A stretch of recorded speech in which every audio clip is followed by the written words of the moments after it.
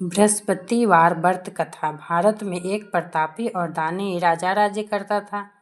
वह नित्य मन गरीबों और ब्राह्मणों की सहायता करता था। यह बात उसकी रानी को अच्छी नहीं लगती थी। वह न ही गरीबों को दान देती, न ही भगवान का पूजन करती थी और राजा को भी दान देने से मना किया करती थी। एक दिन राजा शिकार खेलने वन को गए हुए थे, तो रानी महल में अकेली थी। उसी समय बृहस्पति देव साधु के वेश में राजा के महल में भिक्षा के लिए गए और भिक्षा मांगी। रानी ने भिक्षा देने से इनकार किया और कहा, हे साधु महाराज, मैं तो दान पुण्य से तंग आ गई हूँ। मेरे पति सारा धन लुटाते रहते हैं। मेरी इच्छा है कि हमारा धन नष्ट हो जाए, फिर न रहेगा बांस न बजेगी बांसुरी। साधु ने कहा, देवी, तुम तो बड़ी विचित्र हो। धन संतान तो सभी चाहते हैं, पुत्र और लक्ष्मी तो पापी के घर भी होना चाहिए। यदि तुम्हारे पास अधिक धन हो तो भूखों को भोजन दो, प्यासों के लिए प्याऊ बनवाओ, मुसाफिरों के लिए धर्मशालाएं खुलवाओ। जो निर्धन अपनी कुमारी कन्याओं का विवाह नहीं कर सकते, उनका विवाह करा दो। ऐसे और कई काम हैं जिनके करने से तुम्हारा यश लोक परलोक में फैलेगा। परंतु रानी पर उपदेश का कोई प्रभाव न पड़ा। वह बोली, महाराज, आप मुझे कुछ न समझाएं। मैं ऐसा धन नहीं चाहती जो हर जगह बांटती फिरूं। साधु ने उत्तर दिया, यदि तुम्हारी ऐसी इच्छा है तो तथास्तु। तुम ऐसा करना कि बृहस्पतिवार को घर लिपकर पीली मिट्टी से अपना सिर धोकर स्नान करना, मिट्टी चढ़ाकर कपड़े धोना। ऐसा करने से आपका सारा धन नष्ट हो जाएगा। इतना कहकर वह साधु महाराज वहाँ से आलोप हो गए। साधु के अनुसार कई बातों को पूरा करते हुए रानी को केवल 3 बृहस्पतिवार ही बीते थे कि उसकी समस्त धन संपत्ति नष्ट हो गई। भोजन के लिए राजा का परिवार तरसने लगा। तब एक दिन राजा ने रानी से बोला कि हे रानी, तुम यही रहो, मैं दूसरे देश को जाता हूँ, क्योंकि यहाँ पर सभी लोग मुझे जानते हैं, इसीलिए मैं यहाँ कोई कार्य नहीं कर सकता। ऐसा कहकर राजा परदेश चल गया। वहाँ वह जंगल से लकड़ी काटकर लाता और शहर में बेचता। इस तरह वह अपना जीवन व्यतीत करने लगा। इधर राजा के परदेश जाते ही रानी और दासी दुखी रहने लगी। एक बार जब रानी और दासी को 7 दिन तक बिना भोजन के रहना पड़ा, तो रानी ने अपनी दासी से कहा, हे दासी, पास ही के नगर में मेरी बहन रहती है। वह बड़ी धनवान है, तो उसके पास जा और कुछ ले आ, ताकि थोड़ी बहुत गुजर बसर हो जाए। दासी रानी की बहन के पास गई। उस दिन गुरुवार था और रानी की बहन उस समय बृहस्पतिवार की व्रत की कथा सुन रही थी। दासी ने रानी की बहन को अपनी रानी का संदेश दिया, लेकिन रानी की बड़ी बहन ने कोई उत्तर नहीं दिया। जब दासी को रानी की बहन से कोई उत्तर नहीं मिला तो वह बहुत दुखी हुई और उसे क्रोध भी आया। दासी ने वापस आकर रानी को सारी बात बता दी। सुनकर रानी ने अपने भाग्य को कोसा। उधर रानी की बहन ने सोचा कि मेरी बहन की दासी आई थी, परंतु मैं उससे नहीं बोली, इससे वह बहुत दुखी हुई होगी। कथा सुन और पूजन समाप्त करके वह अपनी बहन के घर आई और कहने लगी, हे बहन, मैं बृहस्पतिवार का व्रत कर रही थी। तुम्हारी दासी मेरे घर आई थी, परंतु जब तक कथा होती है तब तक न उठते हैं और न ही बोलते हैं, इसीलिए मैं नहीं बोली। कहो, दासी क्यों गई थी? रानी बोली, बहन, तुमसे क्या छिपाऊं? हमारे घर में खाने तक को अनाज नहीं था। ऐसा कहते कहते रानी की आंखें भर आई। उसने दासी समेत पिछले 7 दिनों से भूखे रहने तक की बात अपनी बहन को विस्तार पूर्वक सुना दी। रानी की बहन बोली, देखो बहन, भगवान बृहस्पति देव सबकी मनोकामनाओं को पूर्ण करते हैं। देखो, शायद तुम्हारे घर में अनाज रखा हो। पहले तो रानी को विश्वास नहीं हुआ, पर बहन के आग्रह करने पर उसने अपनी दासी को अंदर भेजा तो उसे सचमुच अनाज से भरा एक घड़ा मिल गया। यह देखकर दासी को बड़ी हैरानी हुई। दासी रानी से कहने लगी, हे रानी, जब हमको भोजन नहीं मिलता तो हम व्रत ही तो करते हैं, इसीलिए क्यों न इनसे व्रत और कथा की विधि पूछ ली जाए ताकि हम भी व्रत कर सकें। तब रानी ने अपनी बहन से बृहस्पतिवार व्रत के बारे में पूछा।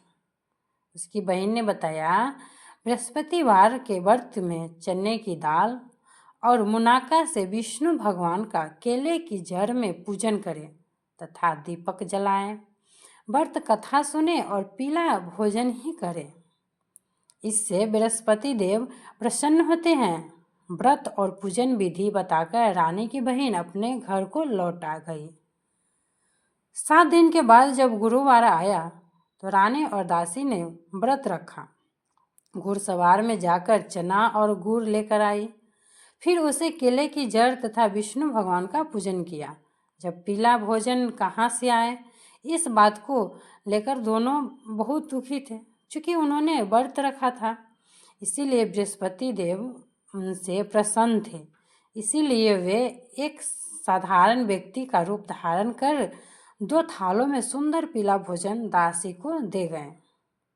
भोजन पाकर दासी प्रसन्न हुई और फिर रानी के साथ मिलकर भोजन ग्रहण किया। उसके बाद वे सभी गुरुवार को व्रत और पूजन करने लगी। बृहस्पति भगवान की कृपा से उनके पास फिर से धन संपत्ति आ गई, परंतु रानी फिर से पहले की तरह आलस्य करने लगी। तब दासी बोली, देखो रानी, तुम पहले भी इस प्रकार आलस्य करती थी।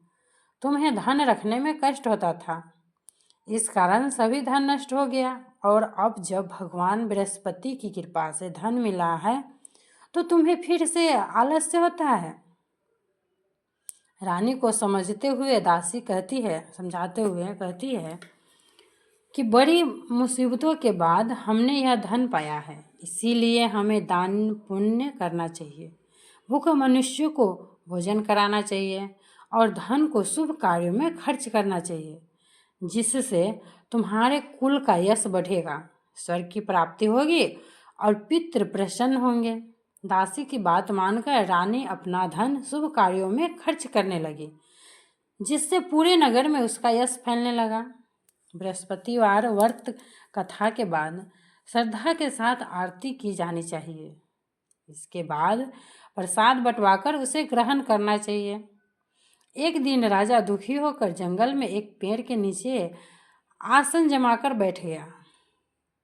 वह अपनी दशा को याद करके व्याकुल होने लगा। बृहस्पतिवार का दिन था। एकाएक उसने देखा कि निर्जन वन में एक साधु प्रकट हुए। वह साधु वेश में स्वयं बृहस्पति देवता थे।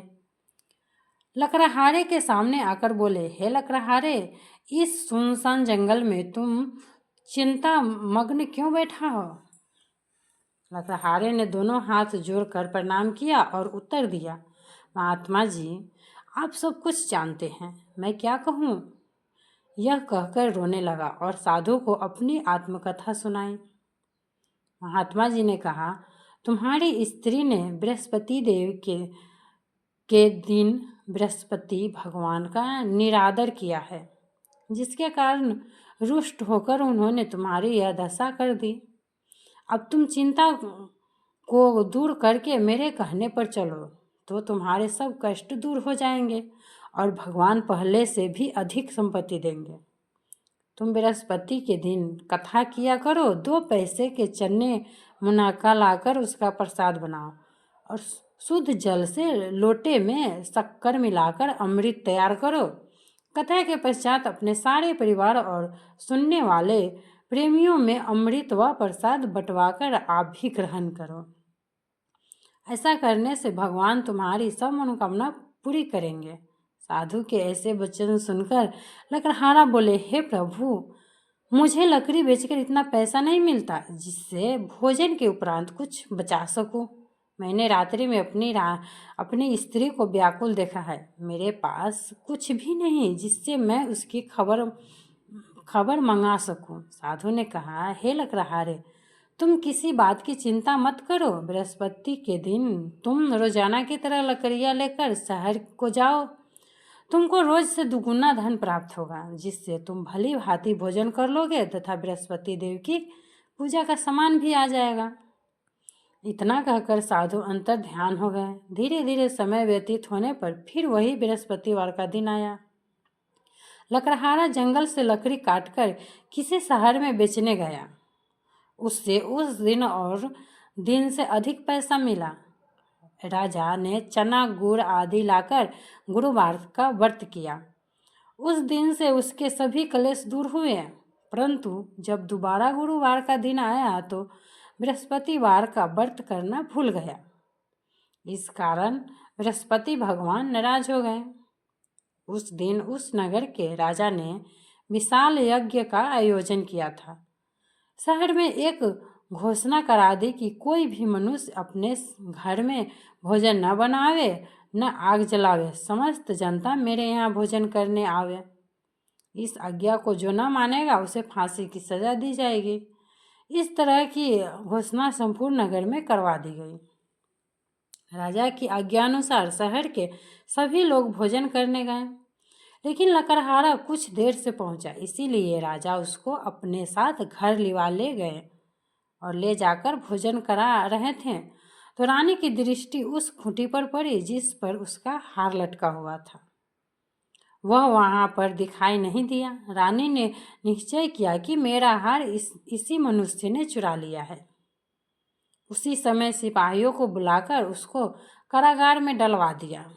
जब लकड़हारा कारागार में पड़ गया और बहुत दुखी होकर विचार करने लगा कि न जाने कौन से पूर्व जन्म के कर्म से मुझे यह दुख प्राप्त हुआ है, और उसी साधु को याद करने लगा जो कि जंगल में मिला था।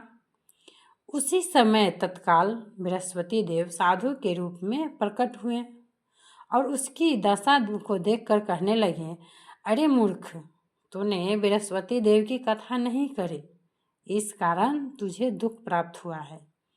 अब चिंता मत कर। बृहस्पतिवार के दिन कारागार के दरवाजे पर 4 पैसे पड़े मिलेंगे।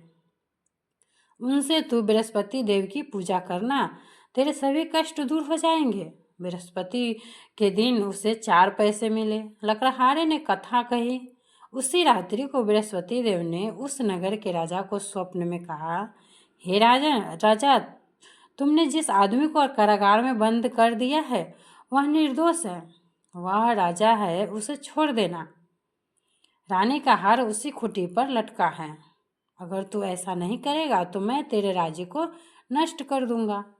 इस तरह रात्रि के स्वप्न को देखकर राजा प्रातःकाल उठा और खूंटी पर हार देखकर लकड़हारे को बुलाकर क्षमा मांगी तथा लकड़हारे को योग्य सुंदर वस्त्र आभूषण देकर विदा कर दिया। बृहस्पति देव की आज्ञा अनुसार लकड़हारा अपने नगर को चल दिया। राजा जब अपने नगर के निकट पहुंचा तो उसे बड़ा आश्चर्य हुआ।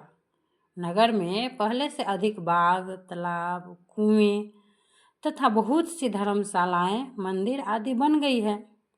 राजा ने पूछा, यह किसका बाग और धर्मशालाएं हैं? तब नगर के सब लोग कहने लगे, यह सब रानी और बांदी के हैं। तो राजा को आश्चर्य हुआ और गुस्सा भी आया। जब रानी ने यह खबर सुनी कि राजा आ रहे हैं तो उन्होंने बांदी से कहा कि हे दासी, देख राजा हमको कितनी बुरी हालत में छोड़ गए थे। हमारी ऐसी हालत देखकर वह लौट न जाए, इसीलिए तू दरवाजे पर खड़ी हो जा। आज्ञा अनुसार दरवाजे पर खड़ी हो गई। राजा आए तो उन्हें अपने साथ लिवा लाई। जब राजा ने क्रोध करके अपनी रानी से पूछा कि यह धन तुम्हें कैसे प्राप्त हुआ, तब उन्होंने कहा, हमें यह सब धन बृहस्पति देव के इस व्रत के प्रभाव से प्राप्त हुआ है। राजा ने निश्चय किया कि 7 रोज तो सभी बृहस्पति देव का पूजन करते हैं, परंतु मैं प्रतिदिन में 3 बार कहानी तथा रोज व्रत किया करूँगा। तब हर समय राजा के दुपट्टे में चने की दाल बंधी रहती तथा दिन में 3 बार कहानी कहता। एक रोज राजा ने विचार किया कि चलो अपनी बहन के यहाँ हो आवे। इस तरह निश्चय कर राजा घोड़े पर सवार हो अपनी बहन के यहाँ को चलने लगा। मार्ग में उसने देखा कि कुछ आदमी एक मुर्दे को लिए जा रहे हैं। उन्होंने रोककर राजा कहने लगा, अरे भाइयों, मेरी बृहस्पति देव की कथा सुन लो। वे बोले, लो, हमारा तो आदमी मर गया है, इसको अपनी कथा की पड़ी है। परंतु कुछ आदमी बोले, अच्छा कहो, हम तुम्हारी कथा भी सुनेंगे। राजा ने दाल निकाली और जब कथा आधी हुई कि मुर्दा हिलने लग गया और जब कथा समाप्त हो गई तो राम राम करके मनुष्य उठकर खड़ा हो गया। आगे मार्ग में उसे एक किसान खेत में हल चलाता मिला। राजा ने उसे देखा और उससे बोले, अरे भैया, तुम मेरी बृहस्पतिवार की कथा सुन लो। किसान बोला, जब तक मैं तेरी कथा सुनूंगी तब तक 4 हरया जोत लूँगा। जा अपनी कथा किसी और को सुनाना। इस तरह राजा आगे चलने लगा। राजा के हटते ही बैल पछाड़ खाकर गिर गए तथा किसान के पेट में बड़ी जोर से दर्द होने लगा। उस समय उसकी माँ रोटी लेकर आई। उसने जब यह देखा तो अपने पुत्र से सब हाल पूछा और बेटे ने सभी हाल कह दिया। तो बुढ़िया दौड़ी दौड़ी उस घुड़सवार के पास गई और उससे बोली कि मैं तेरी कथा सुनूंगी, तू अपनी कथा मेरे खेत पर चलकर ही कहना। राजा ने बुढ़िया के खेत पर जाकर कथा कही, जिसके सुनते ही बैल उठकर खड़े हुए तथा किसान के पेट का दर्द भी बंद हो गया। राजा अपनी बहन के घर पहुंचा। बहन ने भाई की खूब मेहमानी की। दूसरे रोज प्रातः काल राजा जगा तो वह देखने लगा कि सब लोग भोजन कर रहे हैं। राजा ने अपनी बहन से कहा, ऐसा कोई मनुष्य है जिसने भोजन नहीं किया हो? मेरी बृहस्पतिवार की कथा सुन ले। बहन बोली, हे भैया, यह देश ऐसा ही है कि पहले यहाँ लोग भोजन करते हैं, बाद में अन्य काम करते हैं। अगर कोई पड़ोस में हो तो देख आऊं। वह ऐसा कहकर देखने चली गई, परंतु उसे कोई ऐसा व्यक्ति नहीं मिला जिसने भोजन न किया हो। अतः वह एक कुम्हार के घर गई जिसका लड़का बीमार था। उसे मालूम हुआ कि उनके यहाँ 3 रोज से किसी ने भोजन नहीं किया है। रानी ने अपने भाई की कथा सुनने के लिए कुम्हार से कहा। वह तैयार हो गया। राजा ने जाकर बृहस्पतिवार की कथा कही, जिसको सुनकर उसका लड़का ठीक हो गया। अब तो राजा की प्रशंसा होने लगी। एक रोज राजा ने अपनी बहन से कहा कि हे बहन, हम अपने घर को जाएंगे, तुम भी तैयार हो जाओ। राजा की बहन ने अपनी सास से कहा। सास ने कहा, हाँ चली जा, परंतु अपने लड़कों को मत ले जाना, क्योंकि तेरे भाई की कोई औलाद नहीं है। बहन ने अपने भैया से कहा, हे भैया, मैं तो चलूँगी पर कोई बालक नहीं जाएगा।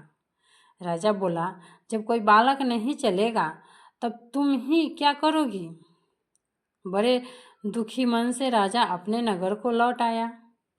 राजा ने अपनी रानी से कहा, हम निर्वंश है, हमारा मुंह देखने का धर्म नहीं है और कुछ भोजन आदि नहीं किया। रानी बोली, हे प्रभु, बृहस्पति देव ने हमें सब कुछ दिया है, वह हमें औलाद अवश्य देंगे। उसी रात को बृहस्पति देव ने राजा को स्वप्न में कहा, हे राजा, उठ, सभी सोच त्याग दे, तेरी रानी गर्भ से है। राजा की यह बात सुनकर बड़ी खुशी हुई। 9वें महीने में उसके गर्भ से एक सुंदर पुत्र पैदा हुआ। तब राजा बोला, हे रानी, स्त्री बिना भोजन के रह सकती है, पर बिना कहे नहीं रह सकती। जब मेरी बहन आवे तुम उससे कुछ कहना मत। रानी ने सुनकर हाँ कर दिया। जब राजा की बहन ने यह शुभ समाचार सुना तो वह बहुत खुश हुई तथा बधाई लेकर अपने भाई के यहाँ आई। तभी रानी ने कहा, घोड़ा चढ़कर तो नहीं आई, गधा चढ़ ही आई। राजा की बहन बोली, भाभी, मैं इस प्रकार न कहती तो तुम्हें औलाद कैसे मिलती?